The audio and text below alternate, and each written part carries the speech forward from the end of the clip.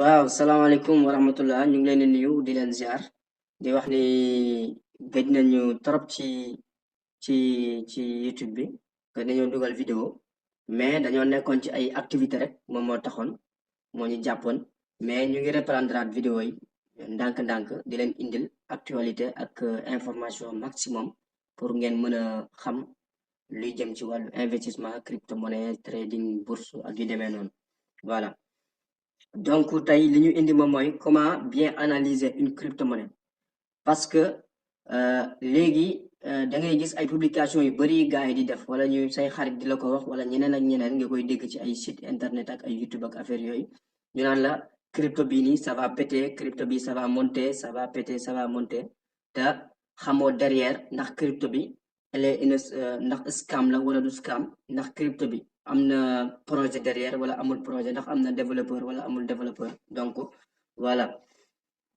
moo tax tey ma indi naka la ñuy analyser crypto yi étape par étape crypto monnaie étape par étape parce que boo ko analyser comme ni ma la ko waxee étape par étape di nga mën a juger crypto bi ndax ça va péter ou pas voilà donc première étape bi moom mooy vérifier sur Honeypot Honeypot site la boo xamante ni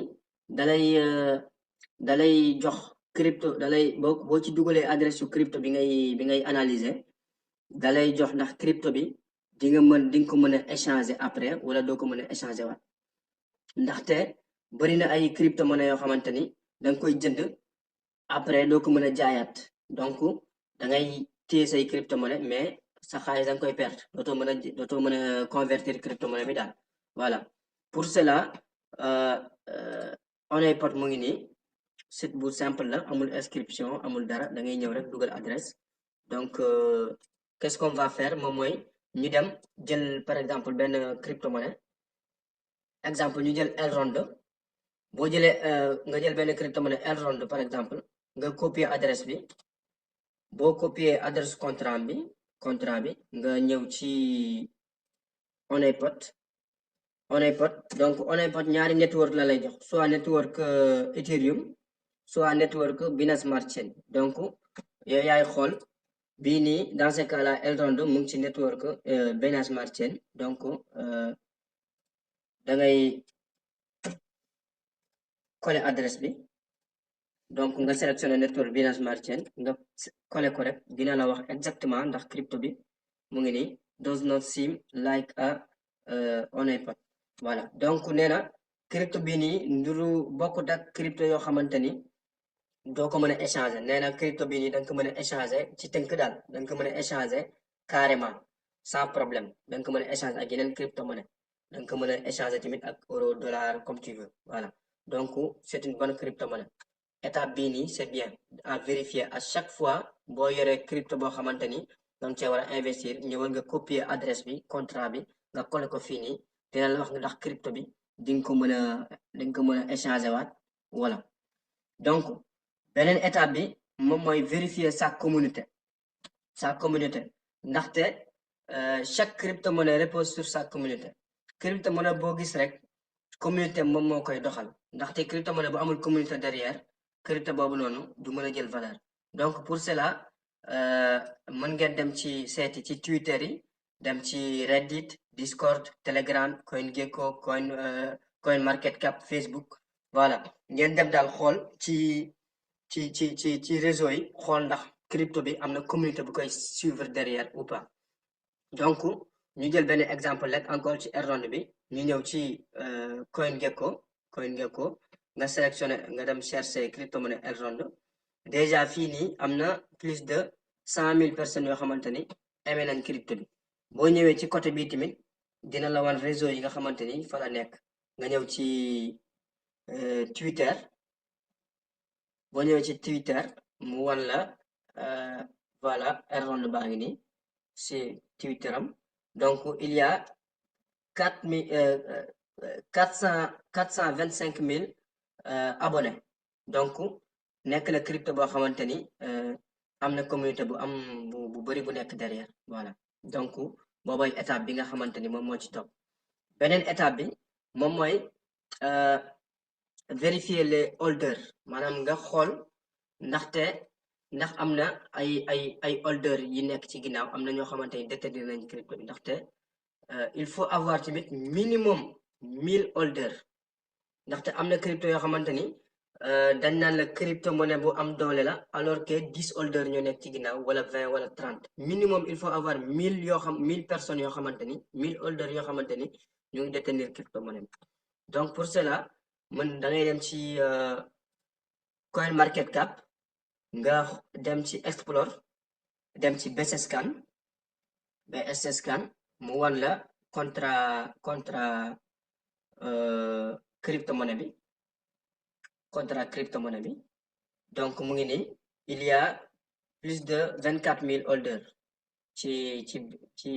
BSScan bi rek il y a plus de 24000 holders te boo ñëwee ci holder fii ci suuf nga xool top 1000 holders yi gis nga da nga gis ni il y a am na ñoo xamante ni détenir nañ plus de benn portefeuille boo xamante ni détenir na plus de 43%. mais boo ñëwee nga xool analytique portefeuille bi nga xamante ni moom moo détenir 40%, tu vois mu ngi nii day jaay di jënd voilà donc c'est bien voilà beneen bi moom mooy vérifier l'activité des développeurs maanaam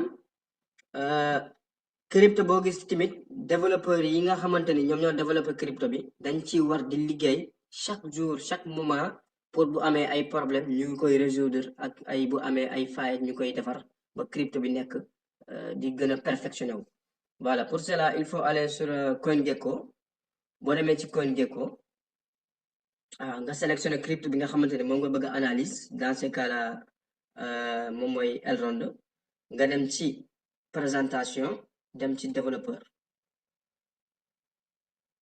boo ñëwee ci développeur dina la wan information yu bari information bi mu lay njëkk a wan ne par exemple fii nii mu ngi lay wan ne problème total ak problème résolu problème yi nga xamante ni moom la crypto bi amoon mooy li ma problème yi ma doon wax léegi 385 problème amoon na ko crypto bi waaye 375 problème résoudre nañ ko donc c'est bien comme crypto monnaie beneen bi moom mooy nga xool tendance su développeurs yi gis nga courbe la boo xamante ni day gën di yéeg ça veut dire développeurs yi chaque jour ñu ngi ci crypto bi di ci liggéey di ko développer pour crypto bi gën a am valeur donc c'est bien beneen étape bi moom mooy vérifier le rapport d'audit voilà vérifier rapport d'audit moom mooy xool ndax crypto bi elle est bien sécurisée ndax code de source bi elle est bien sécurisée ou pas léegi il faut tenir en compte un rapport d'audit inférieur à 50%, c'est mauvais pour la crypto-monnaie. Donc, rapport d'audit doit être au moins de 50%. Léegi pour cela il faut aller tout le temps ci CoinGecko ba léegi nga ñëw ci présentation sécurité boo ñëw ci sécurité normalement war na ko wan mais fii nii ça fait il a rencontré un problème donc site bi moo demul mais de toute façon après ngeen contrôler ko dina dem des fois ça fait comme ça mais de toute façon xool leen toujours rapport d'audit bi c'est entre 0 et 100%, donc doit être minimum supérieur à 50% pour que crypto-monnaie bi nga considérer ko comme crypto-monnaie boo xamante ni c'est bien sécurisé voilà rapport d'audit bi c'est valide daal voilà donc beneen étape bi moom mooy vérifier la liquidité de la crypto-monnaie voilà nga vérifier liquidité bi ndaxte liquidité bi c'est très important pour cela da ngay dem ci coin market cap voilà déjà li ma fàtte préciser moom mooy la liquidité doit être au moins de 500 pour la crypto-monnaie ndaxte liquidité bi c'est compris entre 0 et 1000 mais minimum liquidité bi dafa war a nekk 500 pour ñu considérer ne crypto bi elle est assez liquide donc pour cela il faut aller sur CoinMarketCap nga sélectionner crypto bi nga bëgg a analyser nga dem ci marché boo cliquer ci marché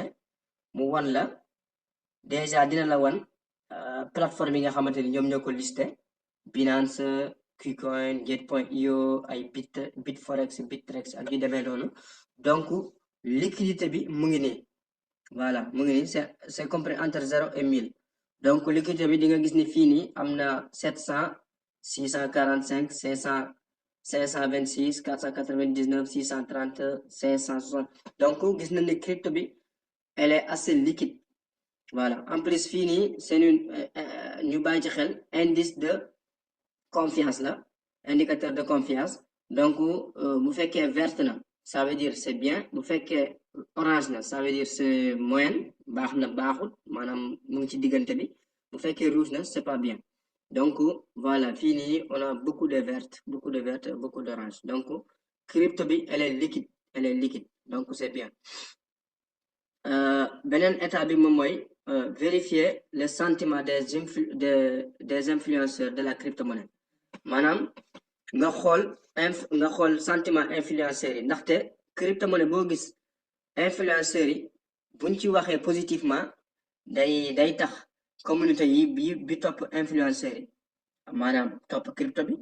buñ ci waxee négativement tamit day tax ñi nga xamante ne ñoo topp influenceurs yooyu dañuy méfier wu ci crypto bi donc pour cela il faut aller sur une plateforme sur une site boo xamante ni mu ngi tudd Lunar Crash la ñuy dem te boo fa demee nga inscription bi c'est simple da ngay bind da ngay inscrire ak sa adresse mail lépp mu envoyé la benn mail nga cliquer ci lien bi tu t'inscris c'est simple voilà boo ñëwee ci Lunar Crash il faut suivre deux indicateurs nga xool ñaari indicateur la ñuy xool moom mooy Galaxy Score ak Altrank léegi ñu dem ci Lunar Crash déjà boo ñëwee ci interface bi di la lay wan mu ngi nii nga ñëw ci recherche nga cherche crypto bi nga xamante ni moom nga war a analyser mu ngi nii ñaari indicateurs yi ngay suivre moom mooy Galaxy Score ak Altrank Galaxy Score bi doit être minimum de 50 parce que c'est compris entre 0 et 100 donc ici on a 67 c'est bien pour la crypto fii tamit on a 3,4 il est à 146 ça devrait maanaam fii dafa war a nekk moins de 3,414 3414 donc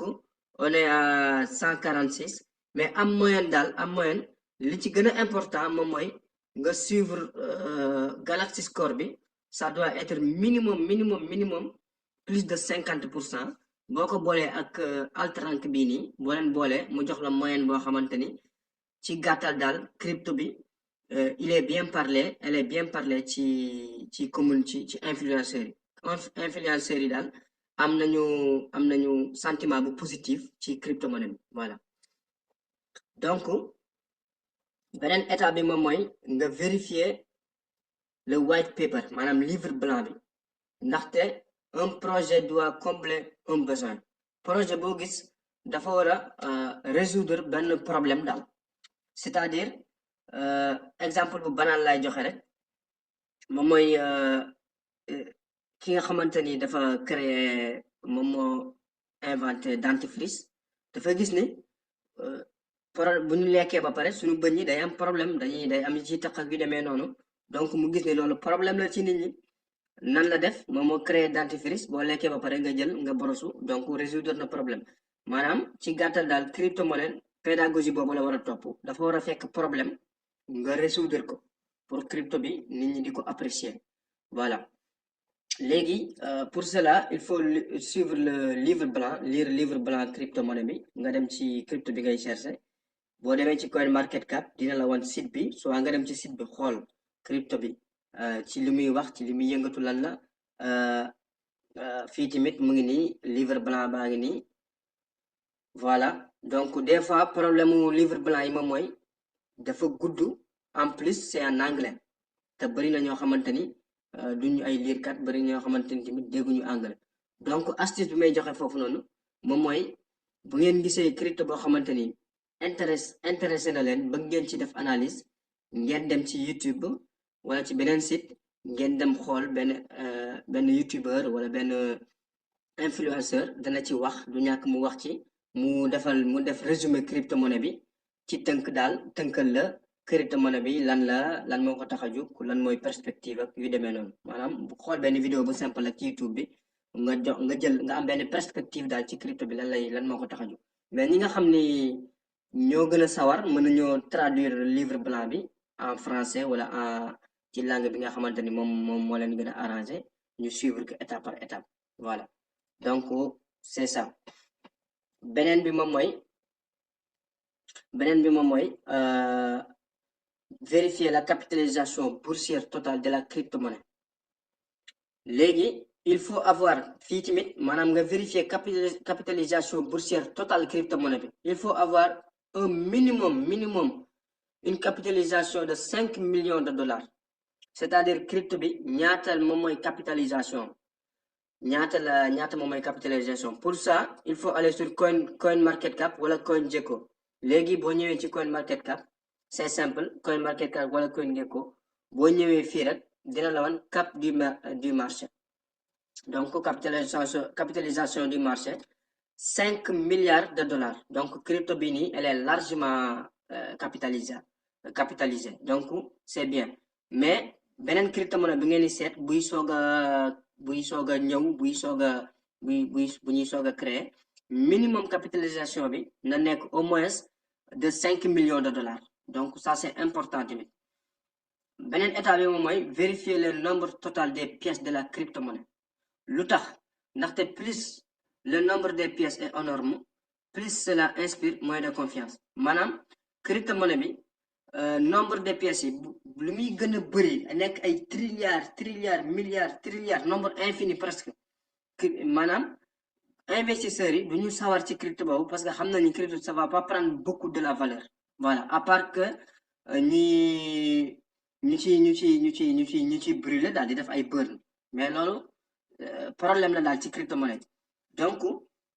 pour vérifier la capitalisation totale des nombres des pièces en circulation wala nombre des pièces totales fii nii par exemple on a nombre des pièces totales 31 millions 415 000 crypto-monnaie ci Elrond 31 millions 415 000 donc bëriwut comme nombre parce que am na crypto yoo xamante ne ay trilliards la ñuy doon comme shitcoin voilà fii nii nombre en circulation presque 20 millions 19 millions 900 000 on va faire 20 millions de crypto ñoo nekk en circulation donc environ des na 11 millions yoo xamante ni dañ ko war a miner mu génnaat voilà soit proof of stake soit proof of work voilà donc il faut vérifier nombre de pièces en circulation nombre de pièces totales donc nombre de pièces li muy gën a wàññeeku rek crypto bi di gën a jël de la valeur moo tax gis nga le crypto elle avait déparé à $12 actuellement il est à $250 donc c'est bien ça problème shitcoin yi loolu la ndaxte da ngay gis shitcoin yoo xamante ne day am nombre presque infini donc moo tax crypto yi di nekk ay 0,0000001 donc ils ont du mal à brûler les zéros donc loolu mooy seen problème donc tout le temps vérifier le nombre total des crypto des pièces de la crypto-monnaie voilà donc étape finale bi moom mooy vérifier le graphique de la crypto-monnaie avant d'investir voilà maanaam faire une analyse technique pour un meilleur point d'entrée maanaam boo vérifier ba xool vérification yi yëpp étape finale bi moom mooy nga vérifier xool graphique bi def benn analyse technique am na ay vidéo yu ma def ci YouTube bi mën ngeen ko xool analyse technique xool crypto bi le point le plus haut le point le plus bas quand entrer quand sortir ak yu demee noonu voilà pour cela mën nga def benn analyse bu simple rek boo ñëwee ci crypto-monnaie bi léegi dangay dem ci all dina la wan graphique bi gis nga panoramique graphique crypto-monnaie bi gis nga Elrond il avait déparé à $12 son premier pic yéegoon na à $196 mu defaat benn retracement yéegaat à 226 defaat retracement yéeg à 261 def retracement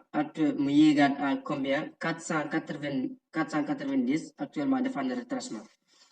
Donc crypto-monnaie bi gis nañ ni mu ngi jël valeur au fur et à mesure chaque année crypto bi day gën a yokk. Donc lii petit analyse technique la boo xamante ni il faut le faire avant d'investir. lu tax moom mooy tey boo amee $1000 nga am par exemple $1000 il faut pas investir $1000 yëpp ci benn coup il faut investir comme li ñuy waxee maanaam DCA dollar cost average maanaam investir par palier par exemple boo amee $1000 yoo bëgg a investir ci Elrond bu yéegee boo gisee ni moment bi nga bëggoon investir il est là la crypto-monnaie mu ngi à $490 nga dugal fii nii $250 pas investir $1000 parce que boo investir $1000 yi fii nii crypto bu wàccee rek tu perds 50% de ton capital déjà donc li gën moom mooy nga def analyse bi bu yéegee fii nii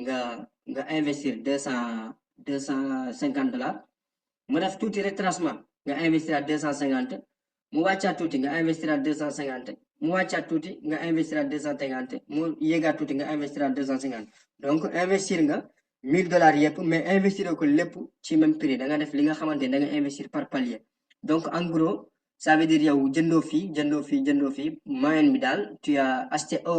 à un bon prix daal en moyenne il faut investir comme ça te booy investir ci crypto-monnaie il faut investir sur du long terme maanaam voire 1 an 2 ans 3 ans 4 ans 5 ans 10 ans pour crypto bi mën a jël valeur comme il faut voilà donc ci tënk daal loolu moom mooy li nga xamante ni étape la yoo xamante ni moom ngay suivre pour considérer une crypto-monnaie balaa nga ci investir voilà donc une crypto-monnaie doit remplir au moins 6 de ces points pour être considéré comme un bon investissement maanaam point yi ñu joxe yëpp crypto-monnaie bi nga bëgg a bi ngay analyser dafa war a remplir au moins 6 ci points yi nii mooy minimum 6 ci points yi nii pour nga considérer crypto bi un bon investissement bu fekkee nekkul 6 moins de 5 ay 5 jëm suuf yooyu noonu crypto bi mun nga ko bàyyi dem xool beneen crypto boo xamante ni moo ëpp avenir moo ëpp ay probabilité yoo xamante ni ça prendra de la valeur voilà donc tey lii moom mooy loo xamante ni moom lañ leen indiloon ci analyse crypto-monnaie ñu ngi leen di jox rendez-vous beneen yoon di leen wax abonné leen ci chaîne bi abonné leen tamit ci groupe Telegram bi ndaxte foofu la ñuy joxe chaque jour ay actualité ci crypto-monnaie ak monde en général voilà donc ñu ngi leen di nuyu di leen ziar salaamaaleykum wa rahmatullah